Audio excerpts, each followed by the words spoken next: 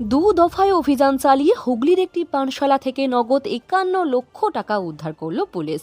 টাকার উৎস সম্পর্কে জানতে না পারায় দুই ভাইকেই গ্রেপ্তার করা হয়েছে। শুক্রবার বলাগড়ে সাংবাদিক বৈঠক করেন হুগলি গ্রামীণ পুলিশের DSP crime Abhijit Sinha Mahapatra. DSP জানান, ৪ ফেব্রুয়ারি পুলিশের কাছে খবর আসে একটি পানশালায় কিছু বহিরাগতদের সন্দেহজনক উপস্থিতি দেখা গেছে।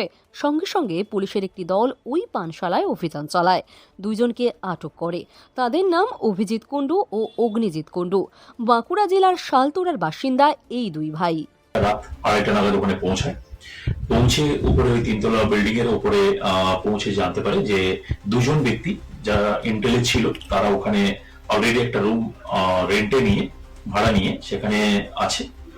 তো ইমিডিয়েটলি পুলিশ তাদেরকে ওখানে জিজ্ঞাসাবাদ করে, ওদেরকে নোটিশ দেওয়া হয় এবং কনফার্ম করা হয় যে তাদের কাছে কোনো আদার্স কোনো ইনফরমেশন বা আদার্স কোনো পার্টিকুলার অন্য কোনো পার্সন এখানে হাজির আছে কিনা তাদের সাথে কোনো করার জন্য।